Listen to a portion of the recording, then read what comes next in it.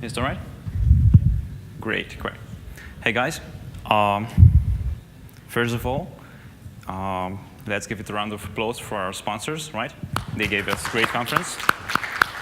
And also a round of applause for our organizers, right? I'm Alex, by the way. I'm a software developer for around 10 years or so. I used to develop all kinds of applications, from embedded applications to web applications, desktop applications. And in the last 3 or 4 years, yeah, it's around 4 years already, I've developed cloud applications as well. Right now, I own a startup called K-Ticket Solutions. It's a BizSpark Plus, one of the 5 BizSpark Plus in Romania, which is great. And because we get loads of services for free from Microsoft. And if you want to talk about any of them after the session, I'm happy to discuss them with you. So the topic of the session is actually called Patterns for Scalability in Windows Azure Applications. There are 2 problems with this name. First of all, it's no longer Windows Azure, it's Microsoft Azure. You probably already know that. And the second thing is that if we really talk about scalability, there's absolutely no way for us to ignore performance, right? Because the reason for why you're trying to scale out your application is also because you want to gain performance. What's performance in your own words? Anyone? Come on, don't be shy. I do have stickers and posters to whoever wants to post any questions or give me any answers. So, speed, right. The key word for performance is basically speed, isn't it? There is a definition from the Microsoft Patterns and Practices team. They basically say that performance is an indication of responsiveness of a system to execute any action that its business value defines in the same given time, right? So you're basically saying, if I have an application that issues tickets, I should issue tickets in, let's say, 5 seconds. Your application is performant as long as it can issue tickets in 5 seconds. If it does it in 10, it's no longer performant. So that's probably why you're doing scalability as well, because you want to be able to, no matter what the load is, issue your tickets in 5 seconds. And their definition for scalability is the ability of a system to handle increases in load without an impact on performance. And that's basically what it is, right? Any questions so far? Anyone? No. There is a book, and I'm not taking any credit for this session anyway, because most of the knowledge I'm sharing here is actually done by Microsoft.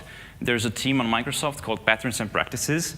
The Patterns and Practices team on Microsoft, they worked on a book, which is called Cloud Development Patterns and Practices. And you should check it out. I have a link to it later on. The patterns that they defined for performance and scalability are basically these patterns over here. I'm not going to be able to discuss all of them in just an hour, but I'm going to try to discuss probably the most important of them.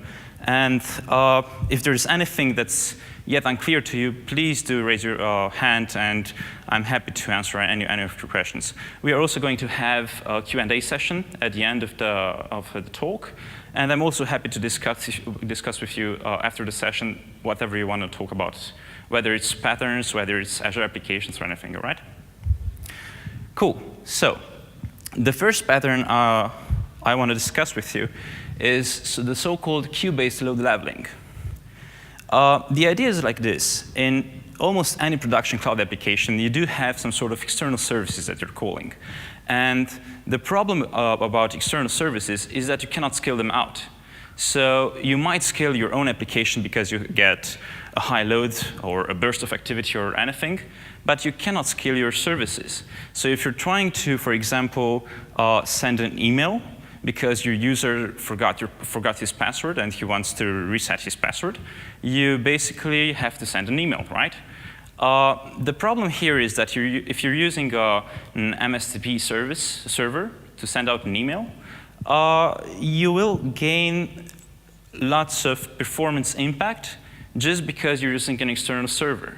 As you probably already know, SMTP is slow, right? So what you should probably want to do is send an SMTP service, an email, from a different service. And then comes probably the question, OK, how do you do that? Because you have your application right here, and then you have the external service right here. You have to communicate with them in one way or another. And the way you basically do this is by implementing a so-called queue. You force the processing to occur on a different level, on a different service, and you just have to send a message, right?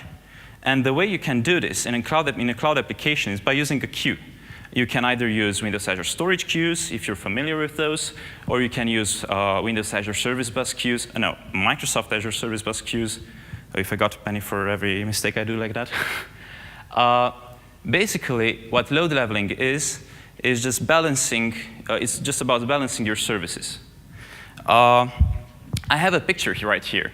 So on the left side of the picture, the tasks are your application. And you never have a moderate or a consistent request load on that. You always get a burst of activity. You always get users suddenly more than the next moment or the moment before. And what you can do in order to gain performance on your application is send, for example, your emails in a consumer service, the one on the right. The cool thing about it is that you can basically have a consistent variable rate on your consumer service, which only means that if your service, whether it's SendGrid or whatever to send out your emails, throttles you because you send too many emails, you can just lower the rate down. And you will consistently send those emails through SendGrid without being impacted by SendGrid's performance. And your application will run just fine. Is everything clear? Do you have any questions so far? No. OK.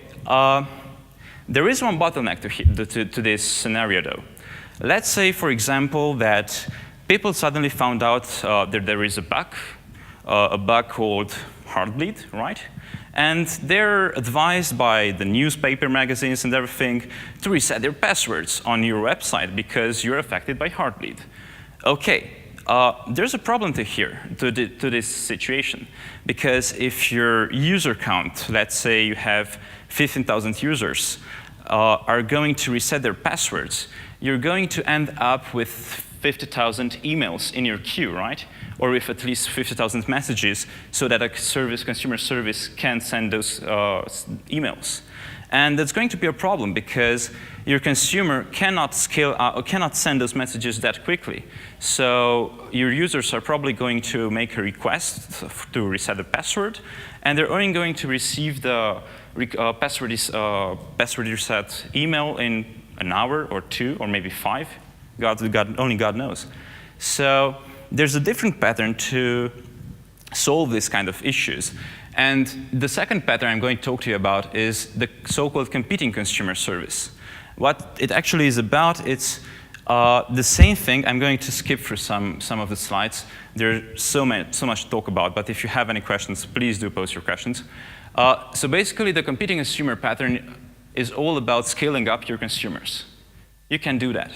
If you scale up your application to gain performance so that you can issue tickets, just like I said, in 5 seconds, you can also scale up your consumers.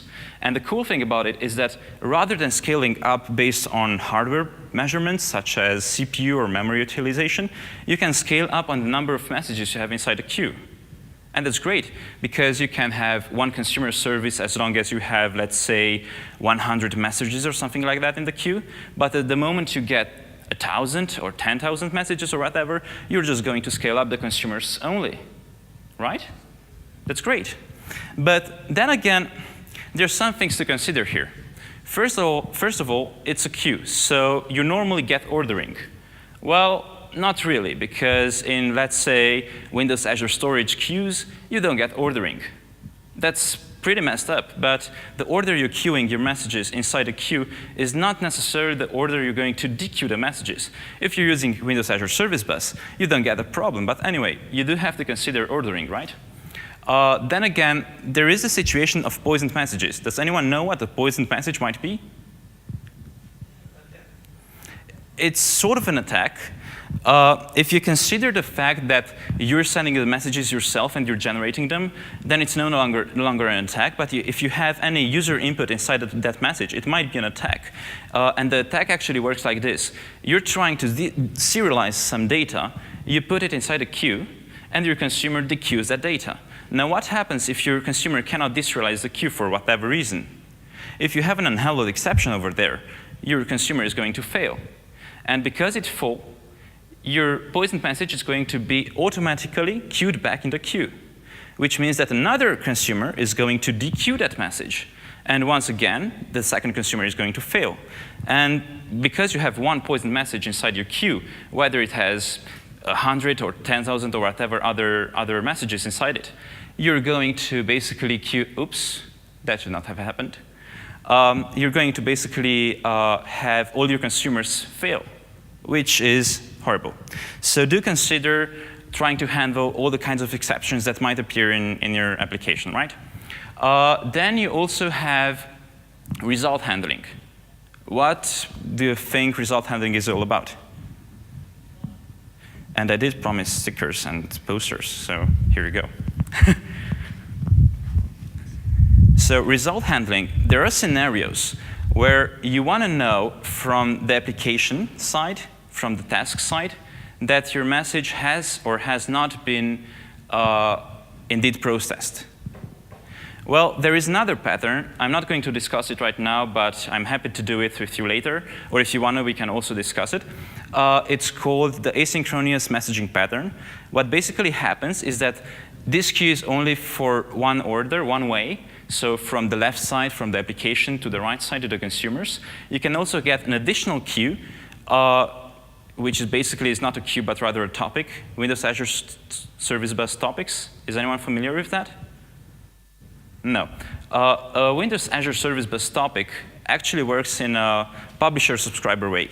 You have one publisher, one queue, and you have your different subscribers. And you can filter out the messages based on the subscribers. So if you get, for example, 5 instances of your application, you will get one reply topic with 5 different subscribers, each with different filters, such as, hey, I'm application number instance A, I'm application instance B, I'm application instance C, and so on.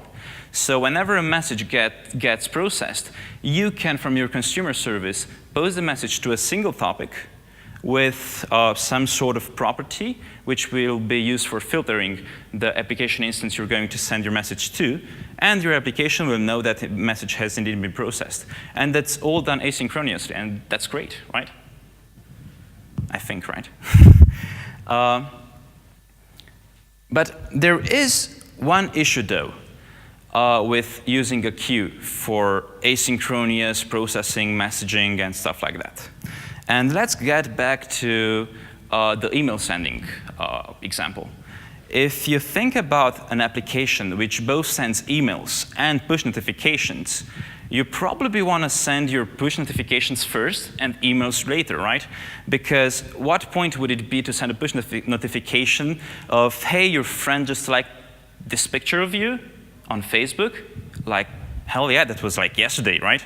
You don't want to send your push notifications after your emails. Your emails can wait.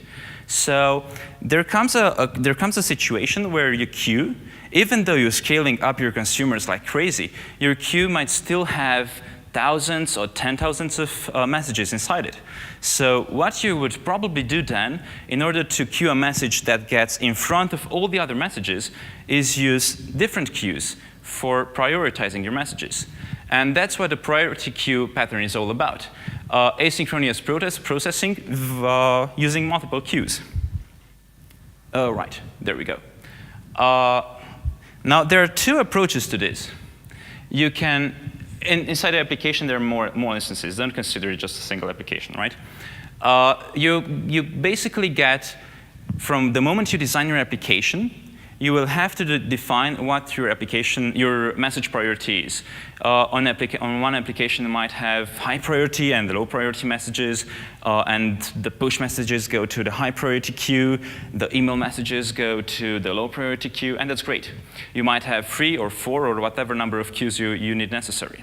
As I said, there are 2 approaches to this. You can, on one hand, use a single pool of consumers to execute or to process all the messages, which is one idea, but I personally would not do that.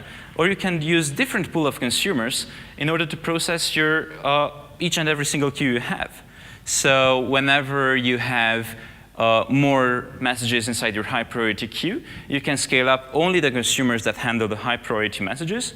Or if you have a higher number of low priority messages, if they're that high, you can scale up your consumers that handle only those messages. And that's all great. Any questions so far? Sorry. Yeah, sure. You said that if a consumer receives a poison message, it will fail. Yeah. What do you mean by that? I mean, you can Well, ignore it, and if after two consumers process the same message, it will be poison message will be a better. yeah, actually, that's a great question. Inside Windows Azure Service Bus queues, you get the option of a message is called the broker message, right? And whenever you get a message from the queue, you will basically define a lock or automatically lock that message, so no other consumer is going to receive that message for the time defined by the lock. That might be 3 minutes, that might be 10 minutes, that might be 5 minutes, or whatever. If your consumer, which got the message initially, does not call a method called complete or complete async, whatever you want to use, then the message is going to automatically be queued again to the queue, right? So that's why your message might end up in being processed, not concurrently, but being processed on different consumers. You can also, if you do handle and find that your message is poisoned because you cannot deserialize it or whatever, you know that your code is not going to execute that message no matter what, you can also call on the brokered message an abandon method, which is going to take it out from the queue even though you didn't process it because you cannot, right? There is, however, a situation where you do not handle your message, you don't call either complete or abandon, and that message gets popped back to the queue. Now, the Microsoft team already thought about this, and they have a so-called durability lock, something like that, which basically tells you that whenever the brokered message gets automatically, for a number of times, popped back or queued back to the queue, they're going to abandon it by themselves. So the default is 10. So if this happens, no complete or abandon being called for 10 times different 10 times, right? They're going to move that message from the queue to a so-called dead letter queue, which basically means that your consumers are no longer able to dequeue that message because it's inside the dead letter queue. And you as a developer or a DevOps or whatever might, if he wants, might dequeue the message from the dead letter queue just to find out why the consumers failed. Does that answer your question? Yeah, great. OK, so back to priority queues. The one thing you have to consider when you're using the priority queue pattern is that you have to define, absolutely have to define, what high priority versus low priority means. Don't try to mix them together. If you can do this definition, then it's safe to go with the priority queue pattern.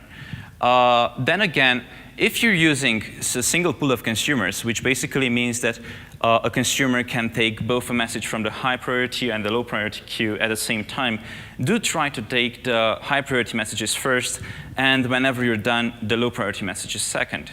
But there is a problem to this. You might end up in running only or processing only high priority messages rather than the low priority ones. And those in the end will probably never even get executed or processed, which is a huge problem. And that's why I'm recommending you that you use different pool of consumers, one for each queue, right? OK. When is it safe to use this method? Well, basically when you have push first and send after, or when you have a multi-tenant application.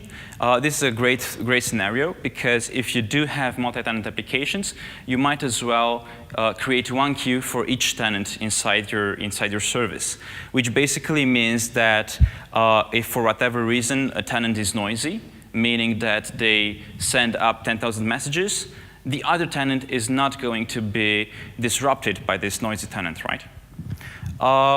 And then if you offer different SLAs inside your application, such as I'm going to issue tickets in 5 seconds, you can basically leverage your performance based on the priority queue messages, because you have one priority queue for each priority or for each tenant. Any questions so far? You said you can scale the consumers. Sure. What does it mean that use the same instance of the consumer, which is processing the messages, or use different kinds of consumers for each type of the queue?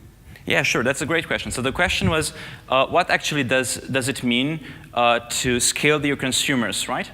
Basically that's your question. And I also have a demo. I'm going to skip this slide when not to use. Obviously, costs are one of the reasons. So the demo is like this. I have here a Visual Studio project, which inside a solution, oh, I don't have zoom it, I have magnify, just a second.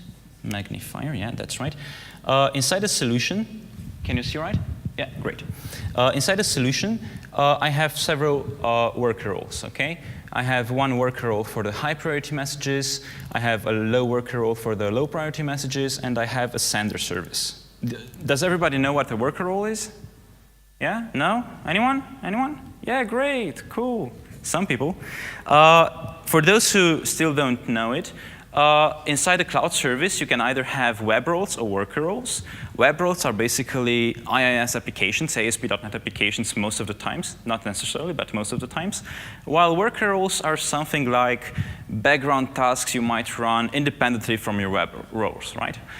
The way they're defined, or the way that you develop them, is just like you develop a console application. Basically, that's almost what like it is. And right here consider I have a console application for high priority messages, one for low priority messages, and one for the sender. And the scenario, if the demo guys do help me on that, the scenario is that the sender, as soon as it starts, is going to send 10 messages to the high priority queue, 10 messages to the low priority queue, and they should basically start at the same time, and the high priority messages should finish later. Now, why is that? Because in the cloud service, I've defined my high priority consumers to run on 2 instances, right? So I always get at least 2 instances of consumers running or processing the high priority messages queue. While the low priority only runs on 1 instance. So I have 2 computers, just think of it like that. I have 2 computers who are processing the high priority messages, and I have just 1 computer processing the low priority messages. So I should basically get double performance, right? The sender worker role doesn't actually matter. It's just 1 instance, it queues messages, and that's it. Now, as for the code, just like I told you earlier, it's like console application. I have to make this a little bit smaller for the moment. Just a second. OK, sender first. So the idea is like this. Whenever the worker role starts, the sender worker role starts, in a while loop, I'm going to send 10 messages inside the low priority queue, right? And I'm going to send other 10 messages to the high priority queue. And that's basically what it is. And in the queues, I have almost the same code. The same code is here in the shared common project. What I do here is that I receive messages. And those messages are based on a different subscription. One subscription for the high priority queue and the other one for the low priority queue. And whatever I do is the fact that I basically just process the message, which doesn't mean anything else than writing a trace and waiting for a couple of seconds, OK? So let's start this. Enough of talking right now. OK, it's building. That's fine. That's great. So far, so good. And if I switch to the compute emulator, yeah, great. There it goes.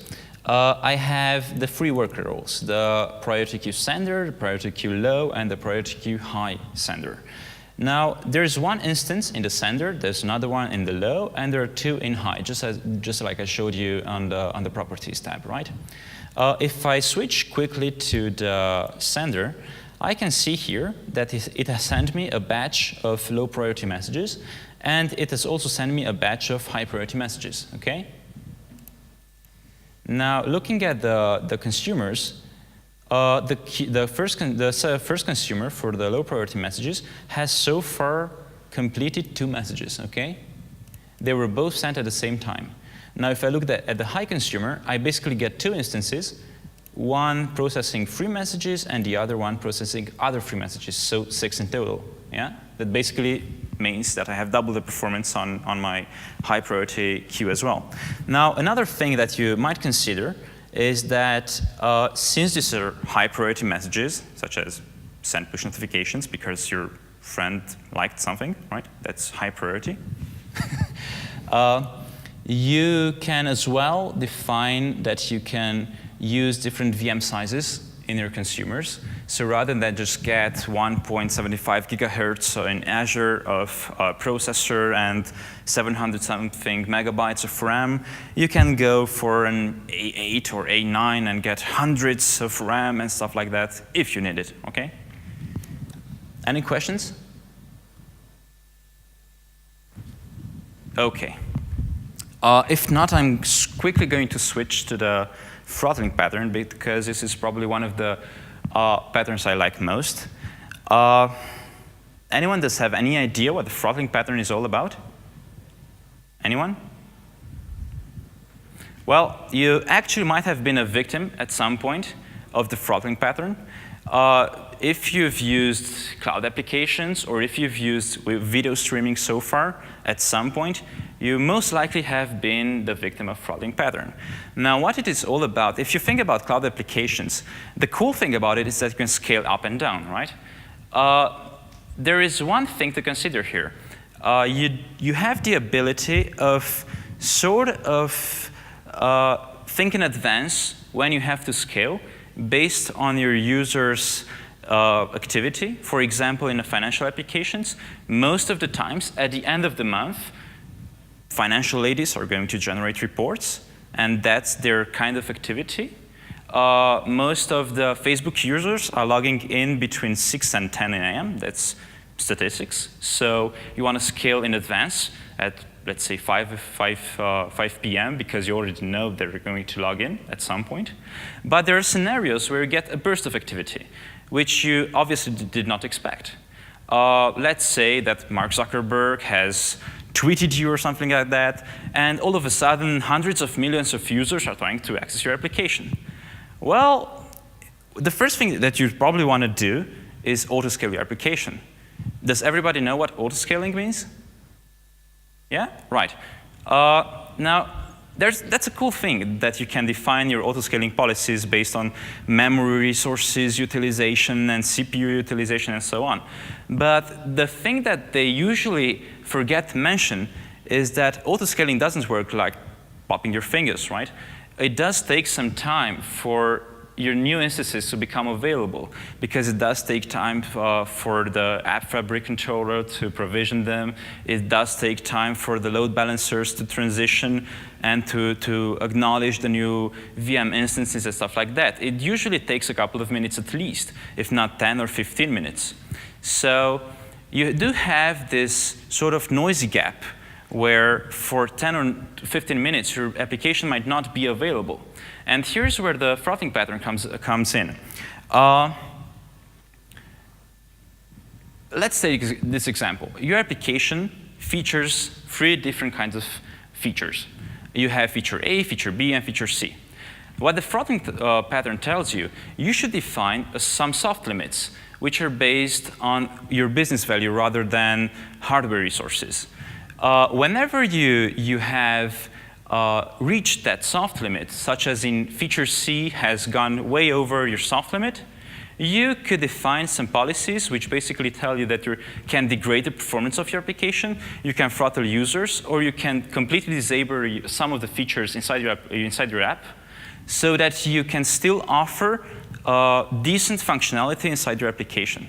Okay? So in this scenario, rather than between T1 and T2, at T1 you have been bursted with activity on your website or on your application, between T1 and T2, I'm going to disable feature B. Because feature B is all about, I don't know, changing your profile picture or stuff like that, and I don't really care about it. So I'm going to offer feature C and feature A at decent performance. And as soon as I did auto-scaling and I have more resources available, I'm going to make feature B once again available to all the users, right? Now, there are other scenarios as well, and this works great with auto-scaling. If you do think about a scenario where you're opening up a video streaming to an online event, let's say the Build conference or the TechEd conference, right? You have this situation where right before the keynote, even though they did expect a burst of activity, even more users are logging in and starting the video streaming. There are two options to do here. You can either buffer everyone and nobody sees any kinds of video stream for a minute or two, which is horrible, and probably that already happened to you at some point. Or you can, on the other hand, lower or degrade the performance of your application, which basically means that rather than sending high-definition video to everyone, you're going to send low-resolution image to everybody, and as soon as you have more resources, just like in this case, at T2, you have more resources available, you're going to make high-definition available again. Does that ever happen to you? Yeah, it did. It probably did, because what they did was to use the throttling pattern, okay? I'm not going to go too much into details, but if you do have to make some considerations, do consider using the throttling pattern and the way you implement it right at the design time of your application, because it's going to be pretty difficult, from my expertise anyway, it's going to be pretty difficult to implement the throttling pattern after you have developed your app. It's not impossible, but it's going to be pretty difficult. There's another thing that you have to consider. You have to quickly monitor things.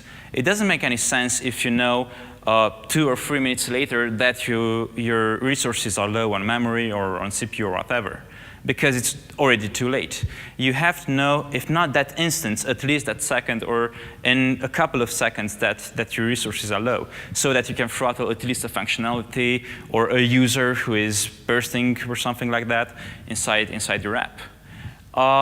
You also have to notify accordingly, which basically means that if I'm going to throttle a user, let's take an example here. Our application might have different service plans. You might have a free service plan, you might have another service plan which you're offering for money, and you might have another service plan which you're offering for even more money, right? You're probably familiar to SandGrid or applications like that.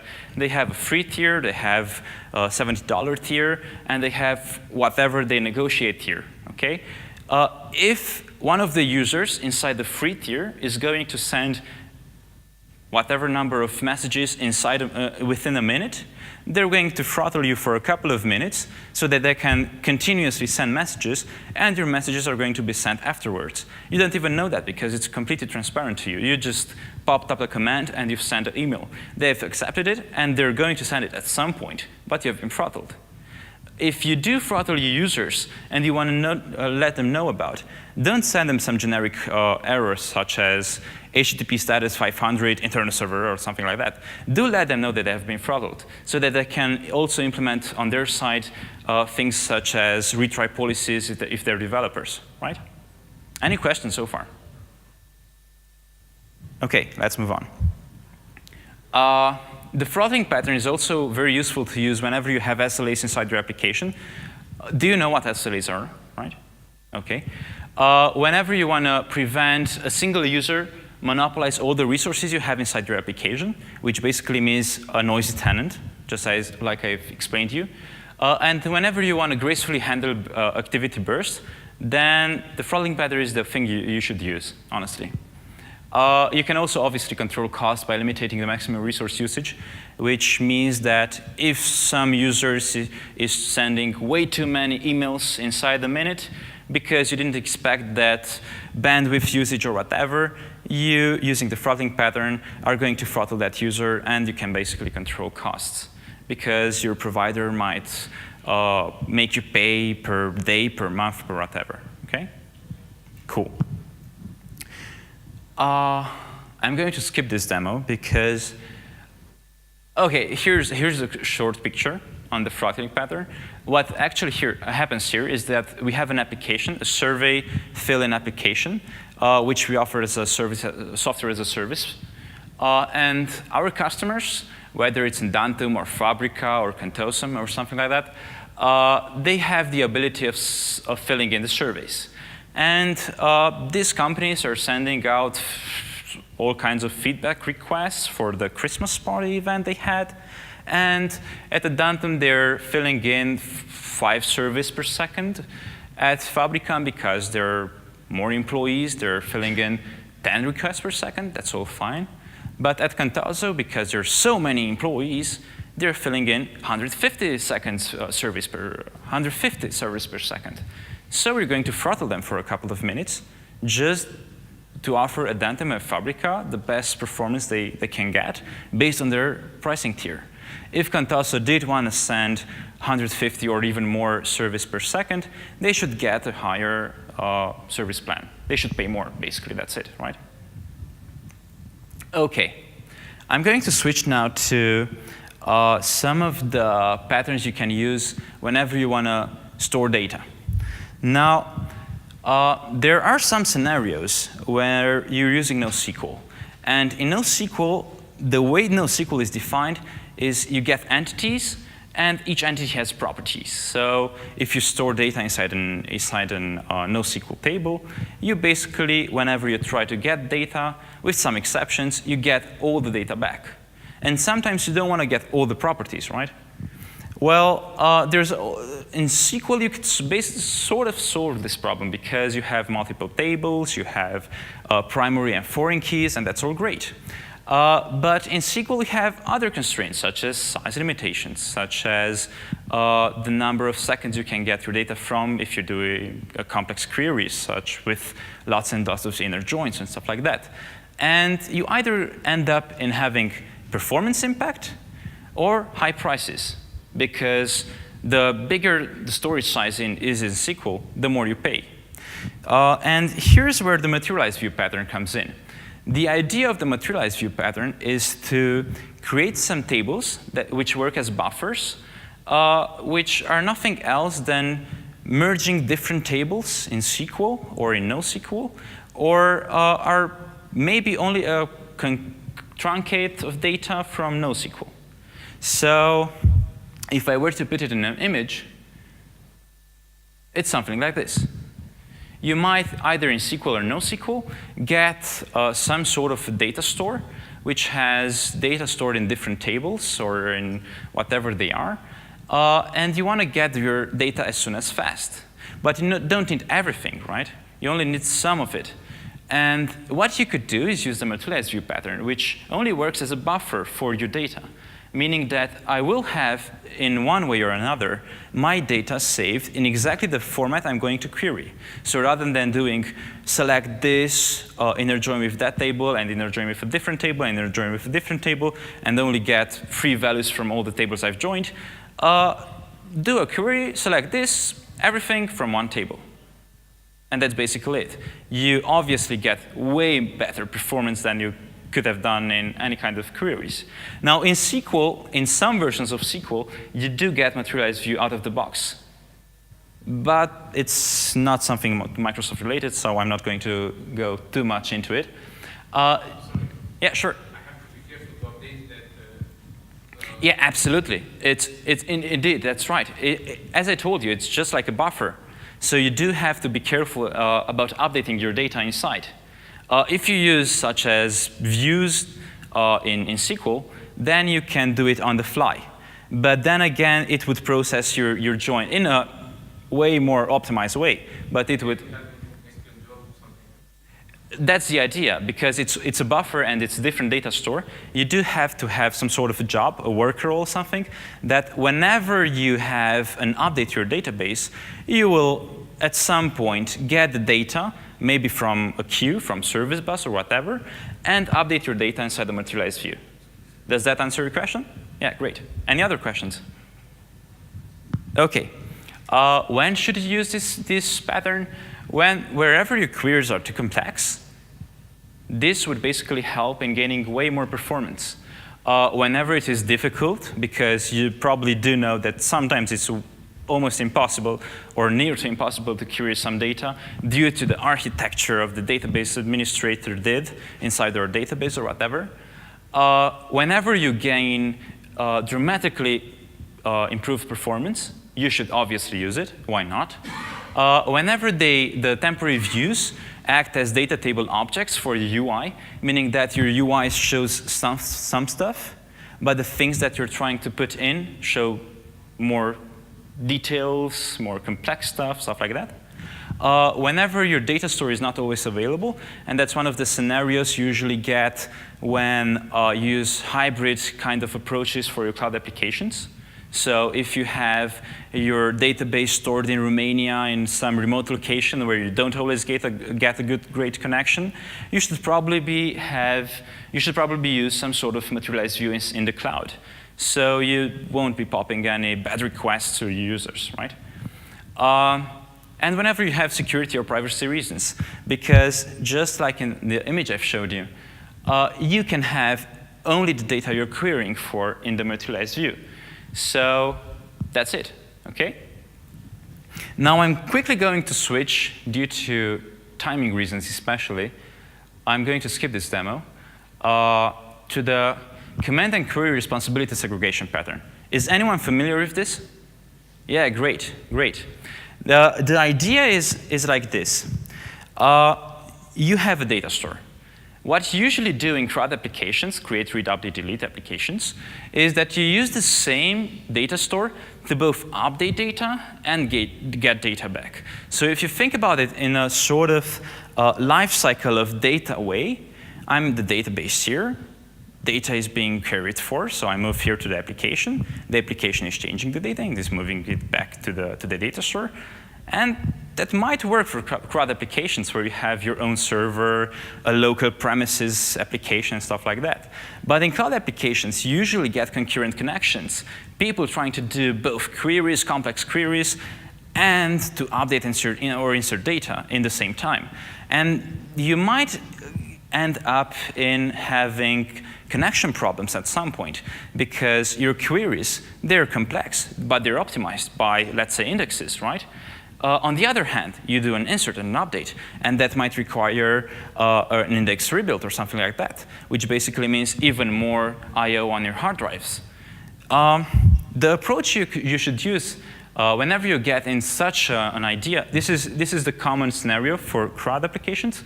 The idea is to segregate, to separate completely. Oh, yeah. So just if it's not clear enough, if you have many concurrent connections, you will fail. If you have complex business logics on top of that, you will fail even more, if that's even possible. So the solution is to segregate or to completely separate your reads, your queries of your database from your commands. And you do that by basically separating the databases completely. And you have one database or data store. It's not necessarily a database, but you have some sort of a data store for your queries only, and you have a completely different data store for your insert or updates or whatever they are. OK? That probably sounds confusing. How can you have two different things doing the same thing? How do you do that? But it's not that difficult in any way.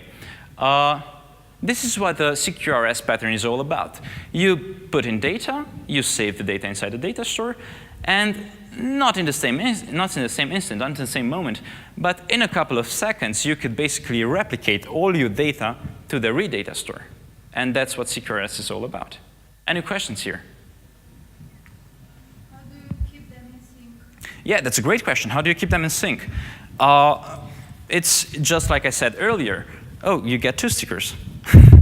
It's just like as I said earlier, you need some sort of a service that works in between of them. You can either use your application, which works great, especially if you're on-premise.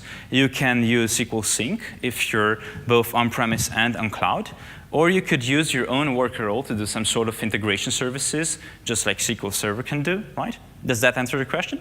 OK, great. I also have a demo on this, which I'm going to present to you real quick. Oh, yeah, if you're interested in CQRS, this is probably the link you should click into. It's a description of CQRS done by the Microsoft Patterns and Practices team. It's really complex, really detailed. It's not going to build if you're using Visual Studio 2012 or 2013, because this one is from 2011. It's working on Visual Studio 2010. It has a pretty old version of the Windows Azure SDK. If you do need an updated version, I can help you on that. I already have the working one, done by myself anyway. And then the most important pattern I'm going to talk to you is the sharding pattern, which for some reasons the English dictionaries don't know the word for. I have no idea why. It's been around for a couple of years already. So you can segregate your read and your updates, right? But there are scenarios where you have so much data and so much concurrency that a single data store would not be a fit for all the queries that are done over it. So the idea here is to think about it. If you're scaling out your computing resources, your work roles, your web roles, you get now 2 servers, you get 3 servers, you get whatever. Why should you use a single database, right? Any questions? No. So you must, sorry? The read and the write store, should they have the same structure typically or different structure? No, absolutely not. That's a great question. Whenever you're using CQRS, you can basically use different models, different types of entities, and whatever. Because when you write data, you're writing whatever you want. You write whatever your application actually wants or needs. But when you read data, it's not necessarily the same kind of data. When you read data, for security policies, you might skip some of the stuff. You might skip social security numbers. You might skip personal phone numbers and stuff like that. Yeah, that's a great question. Does that answer you? Great, cool. So the sharding pattern, you have separated everything, but you still have one data source for read, one data source for write. Now you have to do something because you get way too much load on read or way too much load on write. What can you do? Well, you can separate your data horizontally, both in your read and in your write. And that's what the sharding pattern is all about. There are 3 approaches to do this. Yeah, horizontal patterns actually means shards. Okay, so from different shards, you get the sharding pattern. It's very important to mention here, unlike CQRS, where you can get different models, you always have to have the same schema inside your database that you have sharded, and in the shards, obviously, as well. One other thing is, in order to gain the real performance, you're going to have, you're needing to run your databases on different servers. So you have horizontal partitions running on different servers. And that's the whole idea about sharding, because you get high concurrency on one server if you're not using shards. That doesn't only mean that you get high I/O and stuff like that. You also get extremely much bandwidth on your network card, whatever memory resources you're using and stuff like that. So when you're using shards, you have multiple network adapters. You have multiple hard drives hosting your database. And that's what performance is all about. So how can you do sharding? There are 3 different strategies. First, there's the lookup strategy.